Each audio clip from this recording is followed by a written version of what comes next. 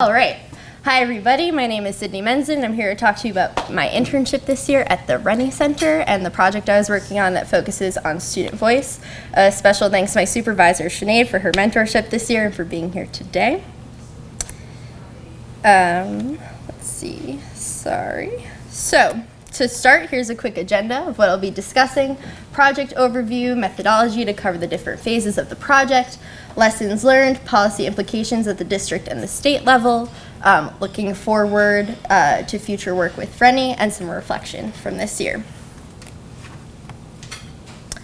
So to start, for those of you who don't know, the Rennie Center is a nonpartisan independent think tank based in Boston, and for the past 5 years, it's released a Condition of Education in the Commonwealth report, and this year's focus is on student voice, which is a major passion of mine, so I was thrilled to have the chance to work on this project with the team. And student voice is a really relevant topic right now. We saw it with our first panel today that was focusing on relevant classroom experiences. We're seeing it with increased national attention to student activism, a call for civic education, and greater demand for ethnic studies across the country. So we're really seeing student voice in action, and the Rennie Center wanted to contextualize it in practices and policies that could build capacity in this area. So this year's report is rooted in two key research questions. The first is asking what do public school systems look like when young people are at the decision-making table? And two, how can student voice be facilitated at the classroom, school, and community levels to achieve these goals? And really the purpose of this report is to highlight these best practices at these different decision-making levels, to review different policies that exist in the state to build capacity around student voice, and to also provide recommendations for improvement, and lastly, to highlight exemplars across the state who are doing this great work.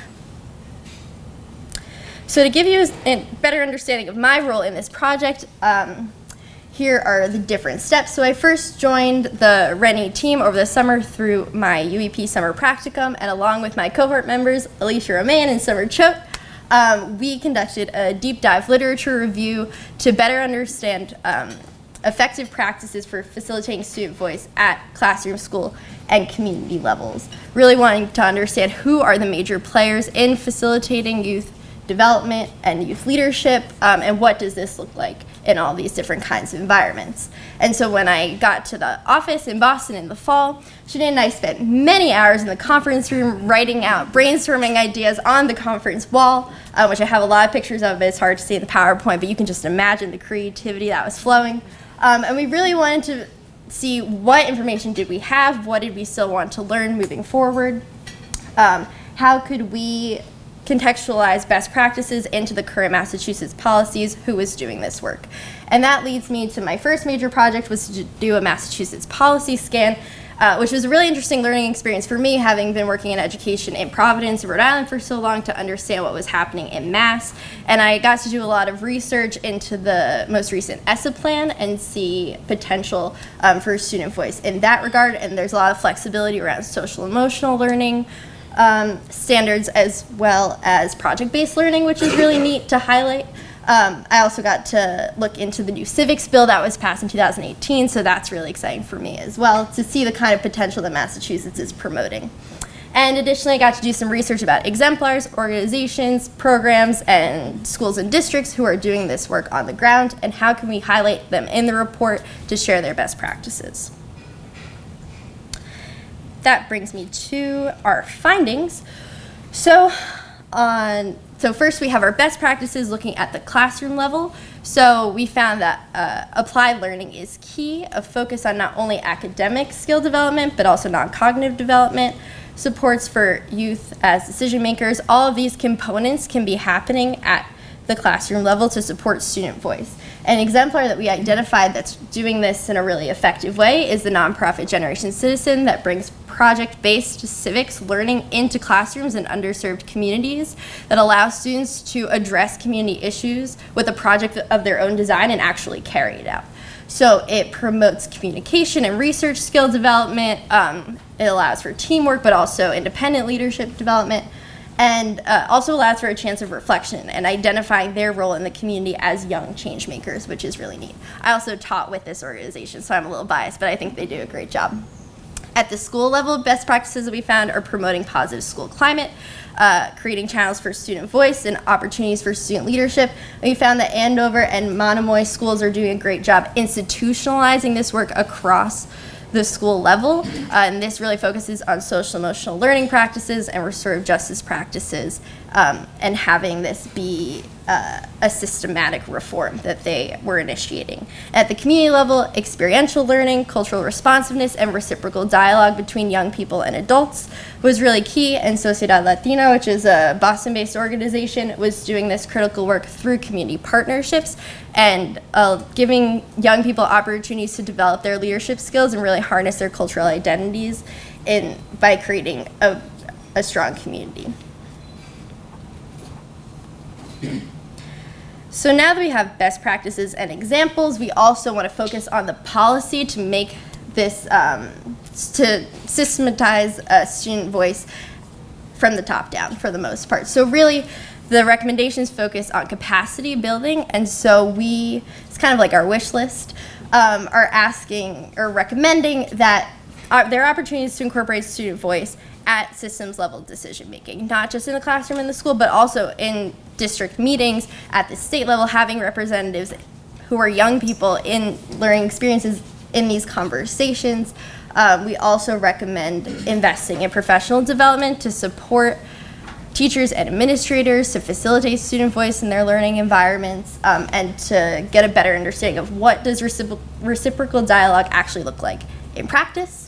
And we also recommend having greater accountability and transparency around the implementation of facilitating student voice. It's important that we not only say you should be doing this, but that we actually follow up and say, how are you doing this? How are we progressing with our progress around promoting student voice? So all of these findings and practices and recommendations culminated into this report that was released in January 2019, and we had a big launch event, which you could see pictures from here. We convened community members, school leaders, business leaders, all important stakeholders. A lot of young people came to the event and really wanted to share our findings with the public, because that's what this report is all about, sharing good information to improve education experiences for students. And what was really meaningful for me about this experience was to hear the executive director of the Rennie Center talk about key highlights that I advocated for or researched for, and got into the report. So it was neat to see months of work sort of put into action here. So that was really neat. So you might be wondering, well, what did Sydney do after January 2019? Following COE 2019, we looked forward to COE 2020, and this was an opportunity for me to do a deep dive policy analysis into where had Massachusetts been for the past 25 years. What are priorities that policies were highlighting?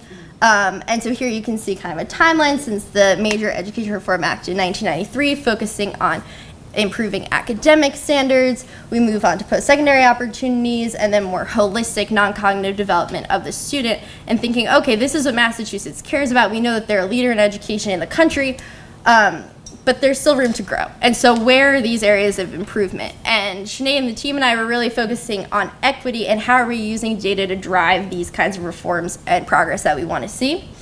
So Sinead and I presented to our team these 3 possible ideas for next year's report, focusing on measuring success using equity-focused data indicators.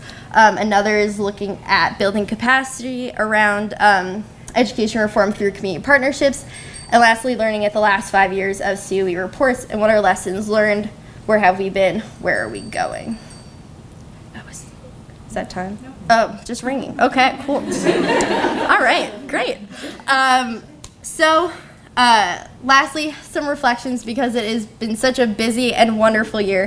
I've really strengthened so many skills, particularly in project management and data collection, and really appreciate the thought partnership that I've gotten to do with Sinead and the team, and also thought leadership and the independent work and growth I got to do.